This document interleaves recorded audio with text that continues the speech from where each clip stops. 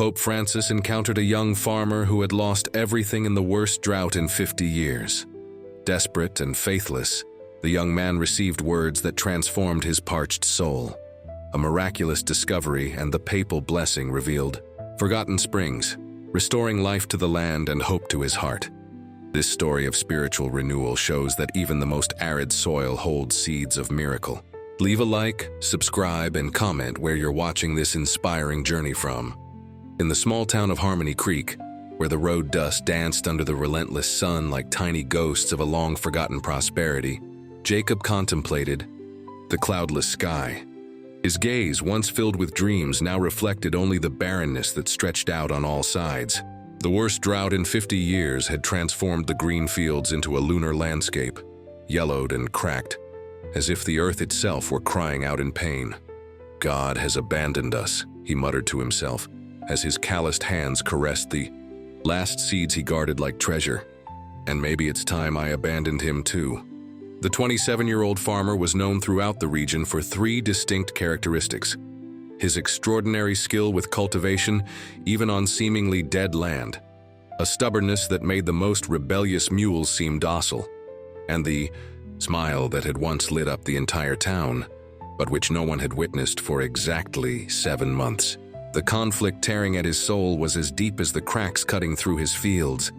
How could he maintain faith when the heavens refused to shed a single drop of compassion? Jacob belonged to the 5th generation of a family that had always lived off the land. His ancestors had faced other droughts, it was true, but nothing compared to the ordeal of the last 2 years. The olive trees his grandfather had planted, which survived harsh winters and intense summers for decades, now twisted like agonizing serpents, their roots desperately fighting to find water in the depths of the parched earth. In the distance, the bell of the small church rang, calling the faithful for evening prayers for Saint Isidore, the patron saint of farmers. Jacob closed his eyes, feeling the weight of that sound which once brought comfort, and now only amplified his despair. How long had it been since he crossed those doors? Since the day he buried his last hope along with the lost harvest, perhaps. Grandma Eleanor, his 85-year-old grandmother, guarded traditions like sacred relics. That afternoon, seeing her grandson isolated in the shade of the old oak tree, she approached with slow steps, carrying a cloth bundle. "The bread didn't rise as it should," she commented, unwrapping a small rustic loaf. "But it still tastes of life." Jacob observed his grandmother's wrinkled hands, hands that told stories of resilience. How many droughts had those hands faced? How many times had they caressed her children's hair, promising that the rain would soon come? The young man accepted the bread more out of respect than hunger. "Grandma, I don't know if it's worth planting prayers in a deaf sky anymore," he confessed, breaking the silence that had settled between them. Grandma Eleanor didn't answer immediately. Her eyes, framed by deep wrinkles like plowed furrows in the earth, stared at the orange horizon of the setting sun. "When your grandfather passed," she began serenely, "I thought the rain would never return to my heart. But look, here I am, still blooming on arid soil." The wind blew, bringing the scent of dry earth and hardy herbs. In the distance, the group of faithful left the church, carrying the saint's image in procession through the dusty streets. There, chants reached him like whispers, fragments of a faith Jacob could no longer grasp. That night he dreamed of green fields and skies heavy with clouds promising abundant rain. He woke with his heart pounding, only to find the same relentless reality waiting outside. The disappointment was even more painful when it came after a brief moment of hope. It was on that same day that Father Michael, after morning mass, announced extraordinary news. Pope Francis would visit a nearby city during his pilgrimage through the country. Among those chosen for a special audience were rural workers affected by the drought, and Jacob's name was on the list. The news spread through the town like wildfire. Everyone commented, some with veiled envy, others with genuine joy. For most, receiving the Holy Father's blessing was a priceless privilege, a ray of hope in dark times. For Jacob, however, it was almost an affront. "What can a man from Rome understand of our pain?" he questioned aloud, when Father Michael came personally to deliver the invitation. Will his prayers bring water to our empty cisterns? Will they make our dead seeds sprout? The old priest, who had known Jacob since his baptism, was not shaken by the hostility. With the patience of someone who had seen many storms, both in the skies and in human souls, he replied, "It's not the Pope who will bring the rain, my son. Perhaps it's you who needs to go to him to rediscover what the clouds have hidden from your eyes." The deary priest's enigmatic words echoed in Jacob's thoughts as he returned to the arduous task of trying to save what remained of his olive trees. The well water, increasingly scarce and brackish, was barely enough to keep the oldest trees alive, those planted by his great-grandfather in more generous times. At night, when everyone slept, Grandma Eleanor lit a small lamp and began preparing a special bread. She used the last ears of wheat saved for emergencies, adding herbs gathered by the light of the waning moon, rosemary for memory, basil to open paths, and a handful of sunflower seeds symbolizing the eternal search for light. As her hands worked the dough with precise movements, her lips murmured ancient prayers, passed down through generations. For 7 days and 7 nights, the old woman repeated the ritual. At each dawn, she stored the bread prepared the night before and started a new one. On the 7th day, when the moon was in the exact same position as when she began, she gathered the 7 loaves in a basket lined with a cloth embroidered with symbols of fertility and abundance. Meanwhile, Jacob faced his own internal battle. Wounded pride and shaken faith waged a silent duel in his chest. Why should he, who had lost everything despite his fervent prayers, bow before a man who, though representing God on earth, seemed so distant from the brutal reality they faced? It was at this spiritual crossroads that he encountered his old teacher, Mr. Henderson, by the dry town well. The old master, now consumed by an illness that robbed him of his strength, leaned on a cane carved from olive wood. "I see the drought hasn't only hit our fields," observed the teacher, his perceptive eyes analyzing his former student's closed expression. "You always taught us to trust science, not faith," Jacob replied bitterly. "What good was knowing the cycles of the moon and the secrets of the earth when the sky refuses to cooperate?" Mr. Henderson smiled sadly, running a hand through his thinning hair, which the wind ruffled. "Science teaches us how the world works, but faith gives us strength to continue when science has no answers." He spoke slowly. "Knowledge without hope is like a seed without water, full of potential but unable to change the world."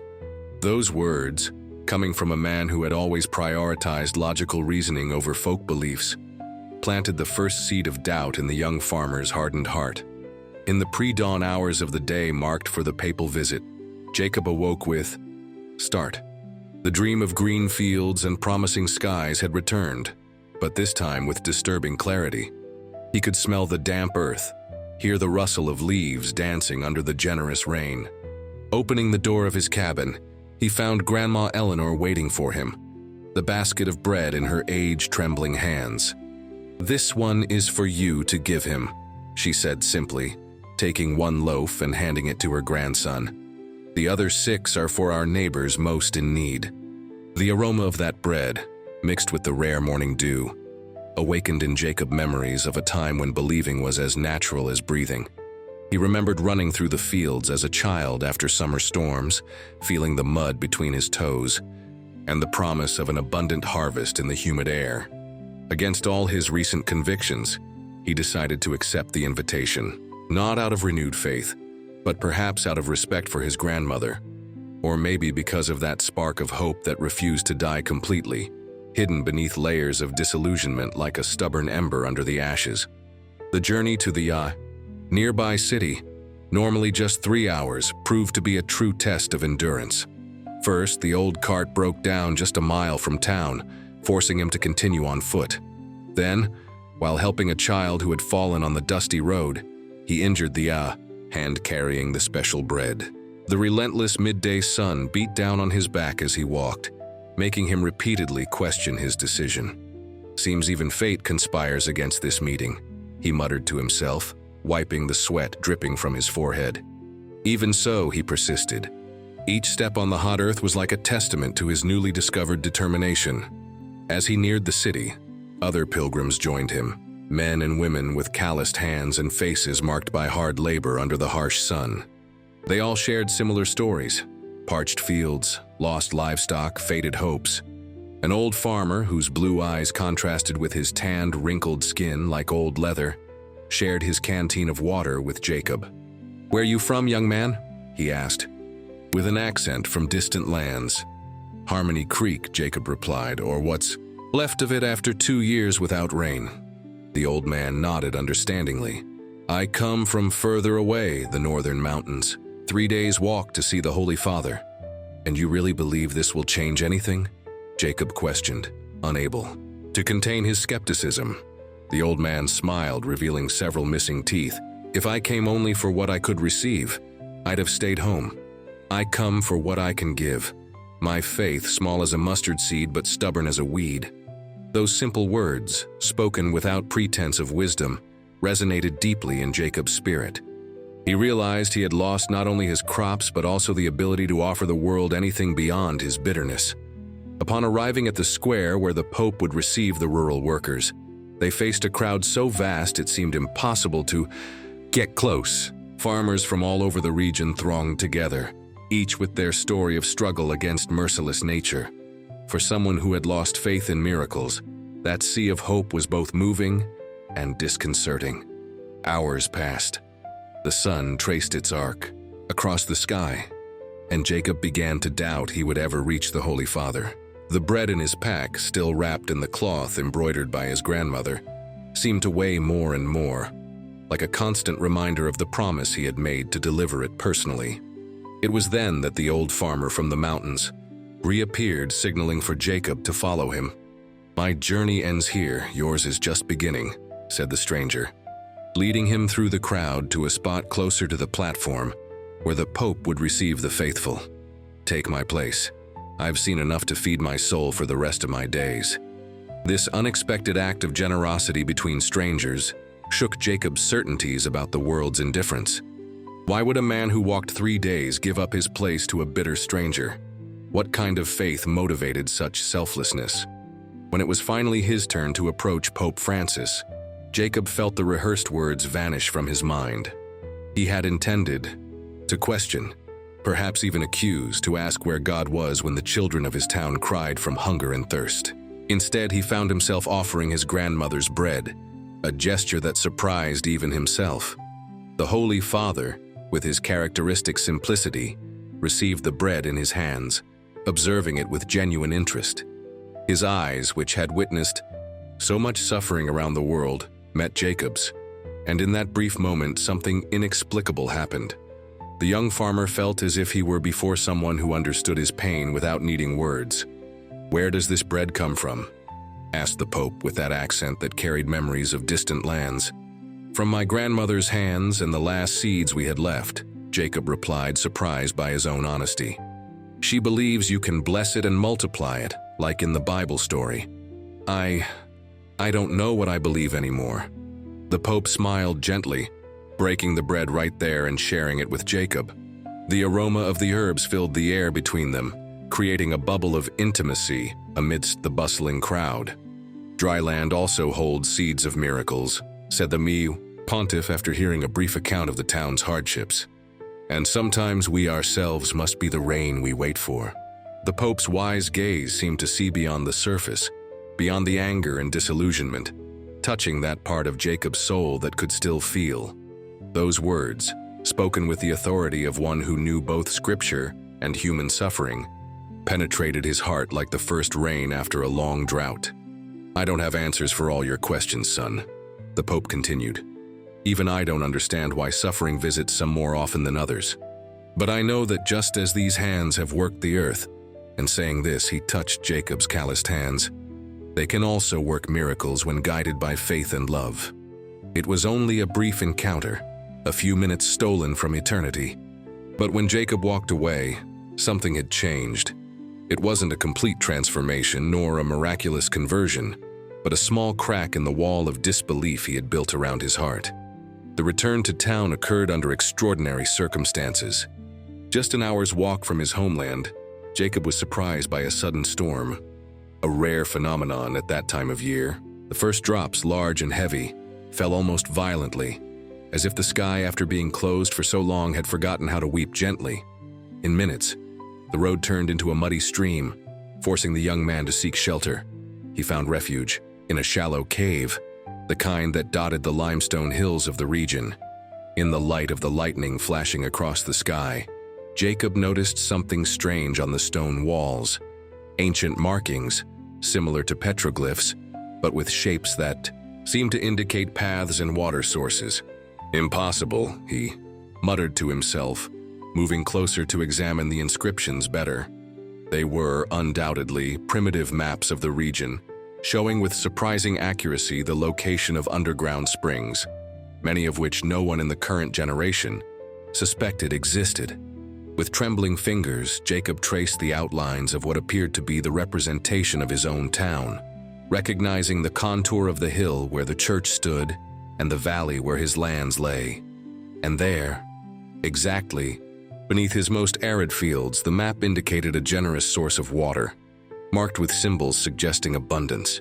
A forgotten spring, perhaps obstructed for generations, waiting to be rediscovered. This accidental discovery, amidst an unexpected storm, after an encounter he hadn't intended to have, seemed to Jacob more than mere coincidence. Could this be the miracle in dry land the Pope had referred to? The answer didn't come from the sky as a revelation, but grew in his own heart as a rising certainty. It didn't matter if it was divine work or mere chance. What mattered was what he would do with this discovery. When the storm subsided, Jacob left the cave transformed. The passing rain, though insufficient to end the drought, had washed something in his spirit. The fresh air, carrying the scent of wet earth, filled his lungs with renewed vigor. He quickened his pace, eager to share his discovery. The town received the news with a mixture of skepticism and hope. Some, especially the elders, remembered stories about ancient underground springs told by their grandparents. Others, hardened by disillusionment like Jacob himself had been, questioned the reliability of primitive drawings found in a cave. "What if you're wrong? If we dig and find nothing but rocks and dry dirt?" asked Joe, a neighbor who had lost most of his goat herd in the drought. Jacob, who days before would have been the first to doubt, answered with a conviction that surprised everyone, including himself. "Then we'll have exercised our faith and our muscles. Either way, we'll be stronger." In the following days, a silent transformation began to take place in the community. Men and women who barely greeted each other, isolated in their individual suffering, gathered around a common goal. Children who had forgotten how to play ran among the adults, carrying water and tools, infected by the spirit of renewal. The site chosen for the first excavation was precisely Jacob's most arid field, the one that had been abandoned last, when no hope remained. Under the guidance of old man Custodio, the elder who knew the secrets of groundwater, the community worked tirelessly for 3 days. On the morning of the 4th day, when exhaustion was already beginning to undermine the collective spirit, damp earth began to appear, and then, like a long-awaited blessing, the first drop of water emerged from the ground, followed by a continuous trickle that soon became a clear stream. The cry of joy that followed echoed through the hills, startling birds and waking those still asleep. Men hardened by life fell to their knees, weeping like children. Women raised their arms to the sky in silent gratitude. And Jacob, standing at the edge of the rediscovered spring, felt something break inside him, not from pain, but from relief, like a dam finally giving way and allowing the waters to flow again. Over the next 6 months, life in Harmony Creek transformed completely. Inspired by the map he found and the Pope's words, Jacob led the search for other forgotten springs. 4 were discovered, each more abundant than the last, forming a natural irrigation system that, properly channeled, could sustain crops even during prolonged droughts. The first irrigated field was just a small experiment where Jacob planted those seeds he had saved for a last miracle. Defying all expectations, they germinated with unusual vigor, as if they too had just been waiting for the right moment to express their life force. With each sprout that emerged, something also germinated within the young farmer. Faith returned, not as blind certainty, but as active hope manifested in every gesture, every decision. When a group of agricultural scientists visited the region to study cultivation methods in arid zones, they encountered the irrigation system developed by the community. What impressed the experts most was not just the technical ingenuity, but the way ancestral wisdom and modern knowledge had been harmonized. "This system uses principles dating back to Roman aqueducts," remarked one of the researchers, "but incorporates sustainability elements we've only recently rediscovered." The academic interest drew attention beyond the county lines. Journalists came to document the rebirth of the small town that had defied the most severe drought in half a century.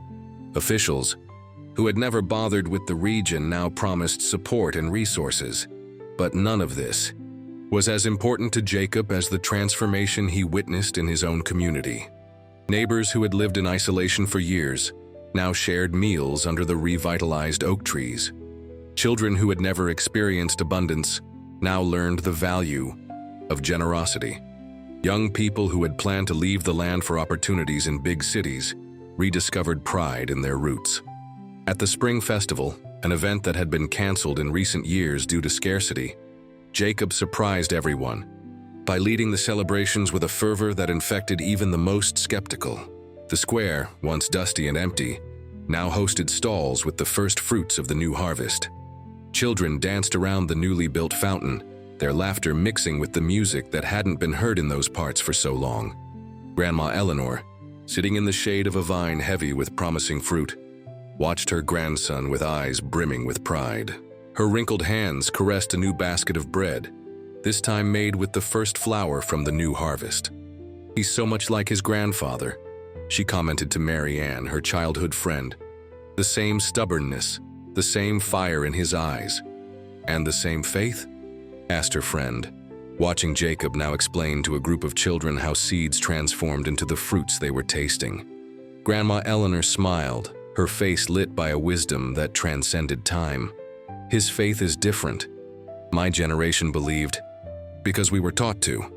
His generation had to lose everything to discover what truly matters." The old woman's words carried a profound truth. What Jacob had found was not just water beneath the dry earth, but a purpose beyond his individual pain, a connection to something larger that transcended his own existence. Exactly 1 year after the meeting with Pope Francis, when the vines already heralded a promising harvest, and the wheat fields rippled like a golden sea under the gentle breeze, the small community received an unexpected visit. A special envoy from the Vatican arrived unannounced, bringing with him a carved wooden box and a letter sealed with the papal emblem. The letter, read aloud by Father Michael to the entire community gathered in the square, expressed the Holy Father's joy upon receiving news of Harmony Creek's transformation. His words, simple but profound, recalled the brief meeting with Jacob and celebrated not the miracle of the discovered water, but the greater miracle of rediscovered faith and solidarity. "The real drought," wrote the Pope, "is not the one that kills plants, but the one that parches human hearts. And the real rain is not just what falls from the sky, but what springs from within each person when they rediscover their connection to the divine and to their brothers and sisters." The carved box contained blessed seeds, collected from the Vatican gardens and from various parts of the world where communities had overcome similar adversities, a living symbol of communion and shared hope, transcending borders and differences. The recognition not only validated Jacob's personal transformation, but also boosted the self-esteem of the entire community, which saw its work valued by the highest authority of the Church. For simple people, whose existence rarely extended beyond their county borders, knowing that their story of overcoming adversity now inspired others around the world was a form of transcendence. That night, while the town celebrated with music and dancing under the stars, Jacob momentarily stepped away from the festivities. He climbed up to the small natural overlook from where one could gaze upon the full expanse of his lands, now green and promising. The night breeze carried the scent of oak blossoms and the distant murmur of the spring that had never again run dry. There, alone under the starry sky that had once seemed indifferent to him, Jacob finally understood the deeper meaning of the Pope's words. Sometimes, we ourselves must be the rain we wait for. The drought had been real, as had the suffering. The hunger and thirst had not been illusions. But equally real was the human capacity to transform adversity into growth, despair into hope, death into rebirth. This was the true seed of the miracle, planted not in fertile soil, but precisely in the most arid and unlikely ground, the human heart, when it no longer believes in anything. The story of this simple farmer who rediscovered his faith not through grandiose events but through daily, persistent work on adverse soil, spread throughout the region and beyond. From a man who believed in nothing, Jacob became a living example of how faith, when combined with action, can transform not only parched fields, but also hearts hardened by disillusionment. And you, who now know this story, might ask yourself, what areas of your life seem as arid as those abandoned fields? What forgotten springs await rediscovery beneath the surface of your own being? What seeds of miracle lie dormant, just waiting for the right moment to germinate? For know that the greatest drought is not the absence of rain, but the absence of hope. And the greatest miracle is not water springing from stone, but the renewal that occurs when we allow ourselves to believe again, not with the unthinking innocence of childhood, but with the mature wisdom that recognizes both life's limits and its infinite possibilities.